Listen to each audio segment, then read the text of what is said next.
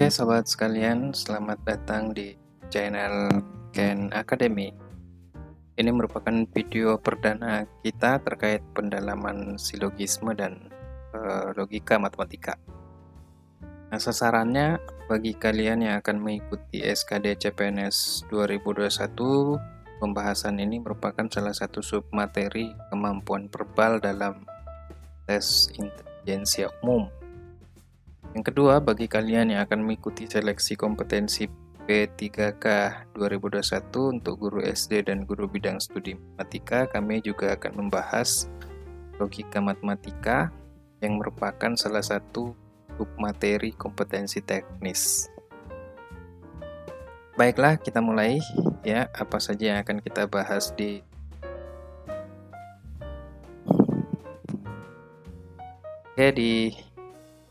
silogisme.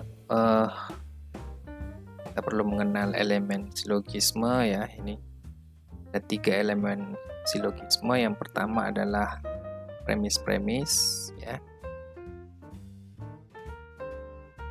Itu bahan berpikir teman-teman ya.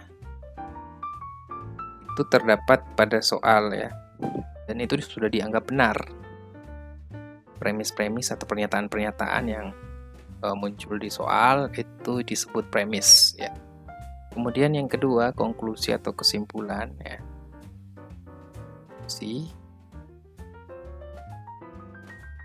Itu adalah hasil berpikir teman-teman ya. Itu ada di pilihan ganda ya, opsinya kalian. Nah, tidak sembarangan memilih, kita harus menerapkan kaidah-kaidah berpikir logis untuk menggunakan bahan-bahan berpikir tadi untuk menghasilkan kesimpulan. Tidak selamanya kesimpulan kita valid. Nah, makanya yang akan kita banyak pelajari di sini adalah kaidah-kaidah berpikir logis, silogisme. Nah, bahan dasarnya silogisme, saudara-saudara sekalian, itu adalah proposisi ya. Jadi sebelum kita membahas jenis-jenis silogisme ya, ada silogisme konjungtif, disjungtif, nah, ada silogisme kategorik, ada silogisme hipotetik ya. Maka terlebih dahulu kita harus memperjelas dulu apa itu proposisi ya, terutama proposisi jenisnya ada 2 nanti kita akan bahas ya. Yang pertama adalah proposisi sederhana ya. Kedua adalah proposisi majmuk. Itu nanti. Oke, untuk mengefisienkan waktu ya, kita masuk di contoh soal ya. Ya, ini ada contoh soal ya. Ini terkait soalnya dengan proposisi ya. Proposisi. Jika pernyataan semua dokter adalah laki-laki salah, maka ini bicara tentang karan proposisi atau negasi proposisi ya. Jadi ini yang harus kita perhatikan untuk menjawab soal ini, yang harus kita perhatikan nih ya. Semua ya adalah dokter. Ada rumus dalam logika ya. Kalau saya bilang semua, saya cukup buat A terbalik ya. Semua S adalah P ya. Semua S adalah P. Karena bentuknya ini kan, semua S itu dokter ya, adalah P, adalah laki-laki. Karannya atau negasinya, kalau ini bernilai salah, maka kita harus cari nilai benarnya. Nilai benarnya adalah negasinya ini. Negasinya ini adalah beberapa S. Jadi lawannya semua adalah beberapa atau sementara. Lawannya adalah ya, adalah P, itu kan positif, berarti negatif kan ya, kan P, kan P. Nah, inilah nanti bentuk ini yang akan kita cari di opsi jawabannya. Sementara dokter laki-laki ya, bukan. Sementara dokter bukan laki-laki, sementara laki-laki bukan dokter juga bukan. Sementara dokter bukan laki-laki. Nah, ini kan sudah sama ya. sementara dokter. Ya, dokter, semua dokter baku lawan kan. Kemudian adalah laki-laki, adalah bukan laki-laki nih. Jadi, yang benar adalah jawaban C ya. Oke, jadi seperti itu cara menjawab soal kalau ada model seperti ini.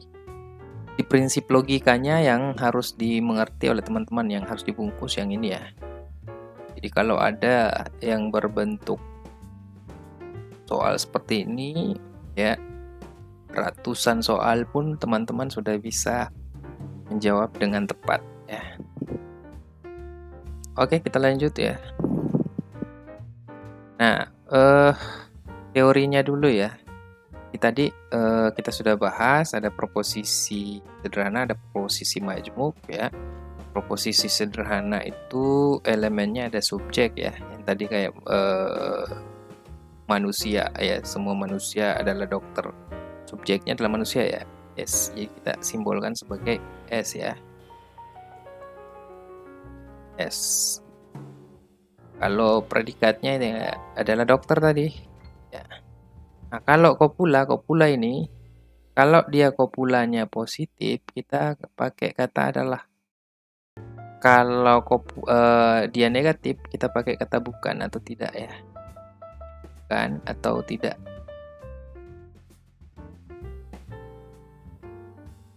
Tuh. Nah, contoh jenisnya ada 2 ya. Untuk proposisi sederhana, proposisi yang berkuantor dengan yang tidak berkuantor. Maksudnya kuantor itu semua, beberapa itu kuantor ya. Nah, ada juga proposisi yang tidak punya kuantor, yaitu ketika subjeknya itu individu ya. Subjeknya individu seperti dia, Ali. Di subjek adalah kopula, sarjana, predikat ya. Ini Ali ini itu subjeknya individu ya. Ini juga Ali bukan sarjana ya. Nah, ini subjeknya juga individu ya. Kalau ada kata bukan berarti dia negatif. Kalau adalah berarti dia positif ya. Jadi ada proposisi yang tidak berkuantor ya. Ada proposisi yang tidak berkuantor, ada juga proposisi yang berkuantor. Nah, proposisi yang tidak berkuantor itu ada 2 ya. Proposisi singular positif, si singular negatif. Ya, kalau kita mau bentuk umumnya begini ya, X adalah P, X bukan P. Tuh. Nah, kalau yang berkuantor, jadi ini tadi ada 2 ya. Kalau yang berkuantor itu ada 4. Mana itu nih ya? Proposisi universal positif, universal negatif, partikular positif, partikular negatif. Ya, contohnya ini ya. Semua manusia ya ini yang dimaksud kuantor nih. Kuantor universal ya. Semua manusia adalah hewan. Nah, manusia di sini adalah subjek. Adalah itu kopula, hewan itu predikat. Nah, semua itu adalah kuantor universal. Tuh. Nah, kalau yang di bawah ini ya tiada, ini kuantor juga nih. Semua tiada itu kuantor universal. Nah, manusia subjek adalah pohon. Adalah kuantor ya, tapi karena ada kata tiada ya maka dia menjadi universal negatif. Tuh. Oke, yang ketiga ini ya partikular positif ya. Ada bisa juga diganti beberapa, sebagian itu adalah kuantor. Kuantornya kuantor partikular ya. Kemudian manusia itu subjek adalah itu kopula positif, kemudian pohon itu adalah predikat. Nah, kalau partikular negatif ini kuantornya ini, subjeknya, kemudian kopulanya ya bukan berarti dia negatif kan. Dan hewan predikat. Itu contohnya. Sehingga bisa kita simpulkan proposisi sederhana itu ada 6 macam ya. Ya. Proposisi singular positif, proposisi singular negatif, proposisi universal positif. Ya. Semua S adalah P. Universal negatif, semua S bukan P. kemudian partikular positif sebagian S adalah P, partikular negatif sebagian S bukan P. Nah, kalau ini jelas teman-teman sekalian, barulah kita akan bicara tentang negasi ya, negasi proposisi. Maksudnya negasi proposisi ya ketika suatu proposisi P itu nilainya benar, maka negasinya ya pasti bernilai salah. Atau sebaliknya, kalau proposisi itu salah, maka negasinya pasti benar. Nah, untuk proposisi singular tadi gampang aja ya. Ali adalah manusia nih. Ali adalah manusia. Negasinya adalah Ali bukan manusia. Jadi kalau ini benar, nah ini pasti salah. Gampang aja sih kalau proposisi singular. Tapi kalau proposisi universal tadi ya, contohnya semua manusia ya, adalah hewan. Ini proposisi universal positif kan. Nah, lawannya itu adalah ini semua diganti menjadi sebagian. Objeknya tetap ya, predikatnya tetap. Kemudian adalah diganti menjadi bukan gitu. Ini berkontradiksi. Kalau ini benar, maka ini salah. Ini juga ya, semua manusia, semua ya, bukan. Semua bukan, berarti dia universal negatif. Nah, lawannya adalah ini partikular positif. Jadi kalau universal negatif kalimatnya benar ya, ini pasti salah. Jadi sederhana sih, untuk negasi ini penting untuk salah satu trik kita nanti untuk mengeliminasi opsi ya, itu kita pakai negasi. Oke baik, jadi kita lanjut ya. Ini ada contoh soal yang mirip kayak tadi ya. Jika tidak benar, dia salah dong. Bahwa semua orang tentu bahagia. Ini ada kata-kata semua bahagia. Nah, di sini kumpulannya tidak jelas ya, tapi terlihat bahwa kalimat ini positif. Maka pasti nanti ingkarannya, karena ini tidak benar, maka kita cari yang benar di option. Ingkarannya pasti sebagian. Jadi ini salah ya, karena ingkarannya semua, ya kan? Kemudian tidak bahagia, cari di situ yang ada tidak bahagia. Ini ada bahagia, salah. Sebagian orang tidak bahagia, ya C ya. Ini jawabannya adalah tuh. Oke, saya pikir kalau ada lagi soal-soal yang mirip dengan ini, maka teman-teman pasti bisa menjawabnya ya. Oke, kita lanjut.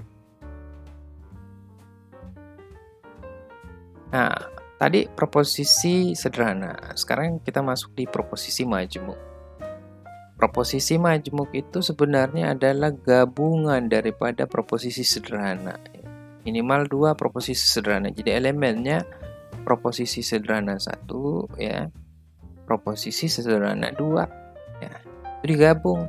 Kemudian dia dihubungkan oleh penghubung logika ya. Ada dan, atau, ada nanya jika maka ya. Itu adalah penghubungnya.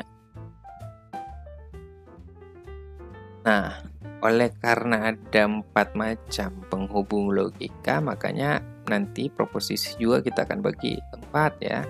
Kalau penghubungnya dan ya, hubungnya dan bentuknya kayak begini. Kalau di proposisi majmuk, proposisi kita simbolkan dengan huruf ya. Jadi P saja ya, huruf kecil. Ui. Jadi ini sudah kalimat ini ya. Proposisi ini proposisi ini. Nanti ada penghubungnya. Nah, kalau di sini penghubungnya dan, kita sebut ya sebagai proposisi konjungsi. Kalau penghubungnya atau ya, kita sebutlah dia sebagai proposisi disjungsi ya. Kalau penghubungnya jika maka ya, kayak ini ya. Jika maka kita sebutlah dia proposisi kondisional. Kenapa kita sebut proposisi kondisional? Karena dia bersyarat ya. Jadi P ya, anggaplah ini P sebagai sebab, ini sebagai akibat.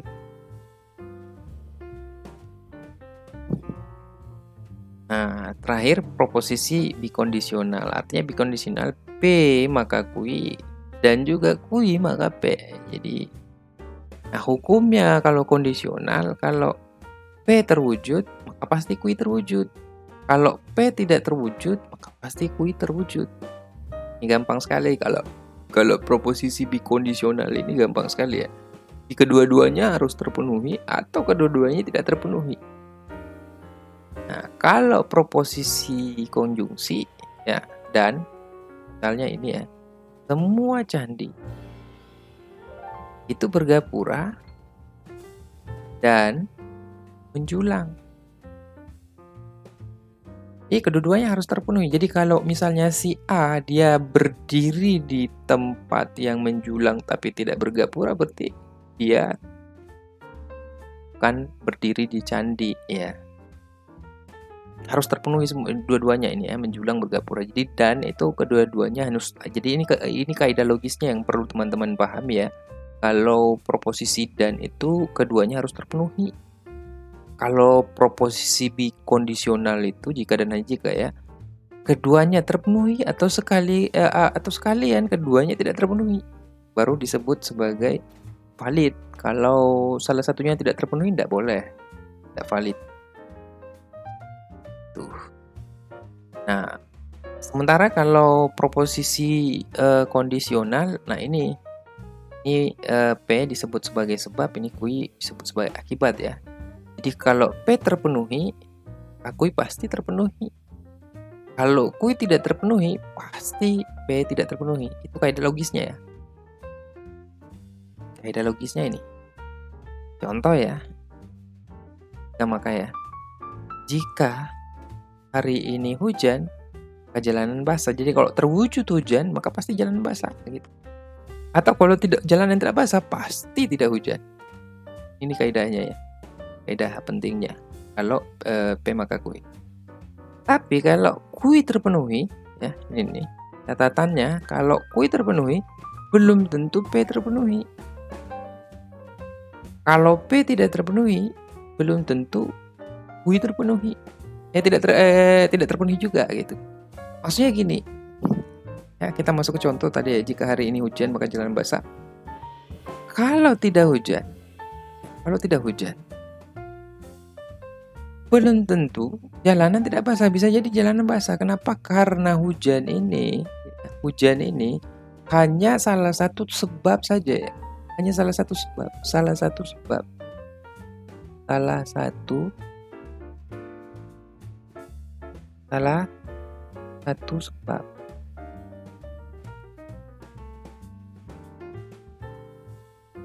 Untuk jalanan basah. Bisa jadi jalanan basah ada sebab yang lain, misalnya disemprot, ya kan? Itu tidak hujan. Sehingga kaidah logisnya adalah kalau tidak P, maka belum tentu QI juga begitu. Atau begini, jalanan basah. Kita perhatikan jalanan basah. Tidak bisa dipastikan itu hari ini hujan. Karena jalanan basah sebabnya bisa saja yang lain. Karena P ini kedudukannya sebagai QI, dia adalah sebab. Tapi sebab ini bukan hanya satu-satunya untuk menyebabkan QI. Ada sebab lain yang akan yang bisa juga mewujudkan QI. Sehingga logisnya proposisi kondisional, kalau P terpenuhi pasti QI terpenuhi. Kalau QI tidak terpenuhi, ya pasti P tidak terpenuhi. Ya. Yang pertama ini ya, yang ini ya. Tapi catatannya adalah QI terpenuhi belum tentu P terpenuhi. P tidak terpenuhi belum tentu QI juga begitu tidak terpenuhi. Hati-hati ya di proposisi kondisional. Nah, prinsip logis inilah nanti akan kita pakai untuk menyusun kaidah logis penyimpulan, ya. Memandu kita nanti pada soal-soal ya. Terakhir ini ya proposisi disjungsi atau ya, ada dua atau ya. SOR ya, istilah logikanya itu SOR. SOR itu maksudnya atau eksklusif ya, atau eksklusif. Jadi hanya salah satu saja yang harus terpenuhi, tidak boleh kedua-duanya. Contohnya gini, bilangan ini ganjil atau genap, tidak boleh kedua-duanya. Masa ada bilangan sekaligus ganjil genap? Harus salah satunya saja. Itu namanya atau eksklusif. Nah, tapi ada juga atau inklusif ya, ini OR. Ini bacanya ini P dan atau Q. Artinya apa? Salah satunya atau kedua-duanya harus terpenuhi. Gitu. Jadi untuk P dan atau Q ini baru dia tidak valid kalau P tidak terpenuhi, Q tidak terpenuhi. Salah satunya terpenuhi sudah sah. Apalagi kalau kedua-duanya. Jadi ada perbedaan ya kalau di proposisi disjungsi, makanya nanti ada silogisme disjungsi eksklusif, ada silogisme disjungsi inklusif juga ya. Jadi nanti silogisme kan bahannya adalah proposisi, makanya karena ada 4 jenis proposisi ini ya, makanya juga nanti silogismenya juga akan berjenis sama ya, ada kurang lebih 4 jenis silogisme, karena penyusunnya ada yang penyusunnya konjungsi, kita sebutlah sebagai silogisme konjungsi, adalah penyusunnya proposisi disjungsi, kita sebutlah dia silogisme disjungsi ya, dan seterusnya. Oke, jadi kaidah logisnya ini yang penting ya teman-teman sekalian ya, untuk nanti kita masuk pada soal